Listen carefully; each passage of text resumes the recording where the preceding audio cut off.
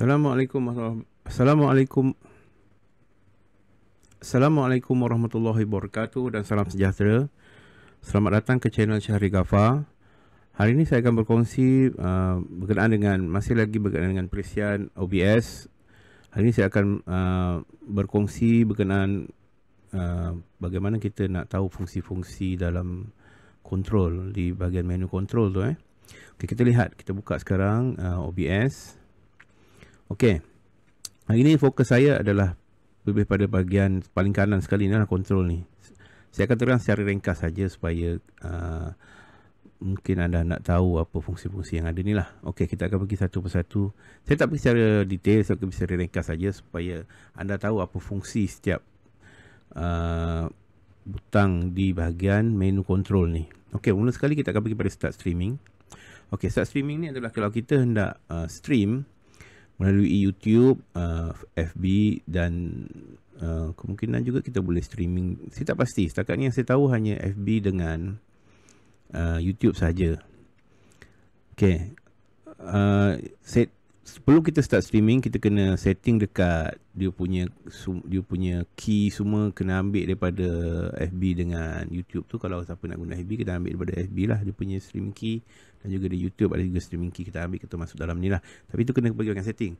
Cuma bila kita dah siap setting semua, nanti baru kita boleh tekan start streaming. Ini nanti start streaming. Maknanya nanti gambar daripada sini, nanti kalau dah buat, kalau contohnya macam ni kan, kalau contoh kita nak mengajar, kita stream melalui FB atau YouTube, kita ngajar, nanti dia akan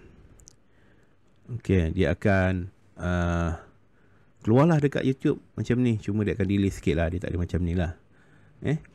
Cuma kelebihan guna OBS ni sebab kita boleh gabung macam-macam dalam satu tempat, dan dia lebih mudah lah. Okey, itu untuk start streaming.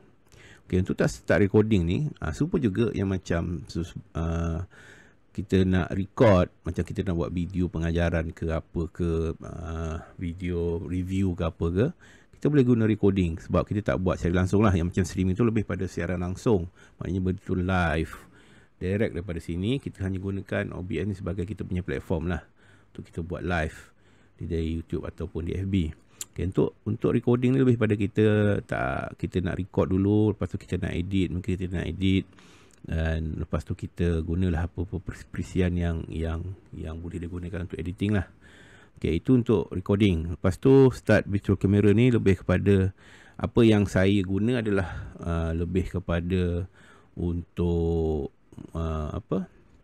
Google Meet, StreamYard mungkin boleh sebab saya tak pernah guna. Saya selalu guna dengan Google Meet saja.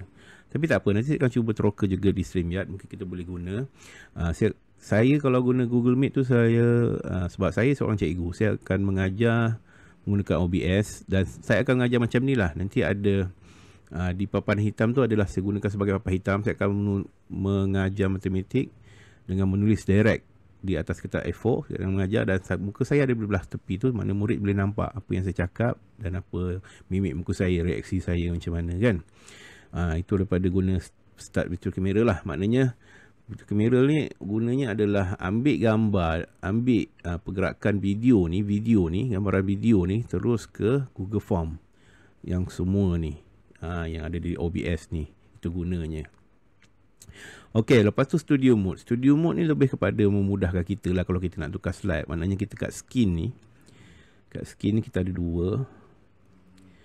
Okey, studio mode okay, ni ada dua. Maknanya sekarang ni yang akan dirakam, kalau kita rakam ataupun kita streaming, yang akan sebelah program ni akan keluar. Yang sebelah program ni akan keluar. Yang preview ni maknanya kita standby untuk tukar. Maknanya sensation kat sini ada. Okey, contohnya kita ambil skin 2 ni. Maknanya contohnya macam permulaannya kita tayangkan dulu, macam saya punya logo ni dulu, saya tayangkan dulu pada, contohnya kalau saya streaming, saya akan silakan streaming lah. Maknanya orang akan nampak streaming dulu. Bila saya dah mula nak tunjuk slide ke apa ke, pengajaran ke, saya akan terus tekan translation, dia terus pergi sini. Itu fungsi studio mode. Ini salah satu saya suka sangat pakai lah untuk mengajar, senang, smooth. Boleh juga tak nak pakai ni pun tak apa, boleh je tukar kat sini terus kan. Boleh saja kita terus pergi tekan dekat skin ni, tukar macam tu, sama je. Cuma bila Kat studio mode ni kita tahulah. Maknanya kita dah standby. Kita tekan satu butang. Tak ada takut nanti kalau ada banyak kat sini. Takut nanti kita mungkin tersalah tekan. Cuma kita boleh standby awal-awal. Kita nak keluar paparan apa selepas ini. Itu saja. Okay. Untuk setelah tu kita pergi setting. Okay, ini yang sangat penting lah. Sebelum apa-apa kita buat, kita pergi setting dululah. Kita pergi setting dulu. Kat sini ada macam-macam menu lah. Ada general, stream, output, audio, video, hotkey dan advance lah. Saya tak guna semua. Saya guna hanya beberapa tempat saja. Saya akan guna kalau macam saya nak stream YouTube atau FB. Tapi setakat ni FB saya belum pernah stream lagi. Saya selalu stream kat YouTube saja. Okay, saya akan pergi stream ni. Saya akan masukkan ada stream key daripada YouTube tu. Kita masuk sini. Lepas tu kita tekan OK. Dan tekan start stream. Terus keluar dekat YouTube. Kalau guna YouTube lah. Okay, lepas tu menu output. Okay, kita nak tengok nanti video tu keluar kat mana. Kalau sini, dia akan keluar lah macam ni. Kita tengok dia akan keluar dekat sini. Di PC, dekat video lah. Dia akan keluar kat video, dekat main comment. Okay. Selepas tu, itu saja. Audio, okay, audio ni pun sangat penting. Kalau kita macam guna mic, kita pastikan kita punya mic audio ni adalah, kita tahu macam ni saya guna sound card. Kalau tak, anda boleh setting pada default ke atau yang dekat laptop ni. Saya punya laptop ni microphone area related audio ni lah. Okay. Kalau nak ambil suara daripada Google Meet ke, daripada YouTube ke, kat sini kita letak speaker ni lah, daripada laptop ke komputer ke. Dia boleh kurang macam tu. Maknanya dia akan rakam sekali.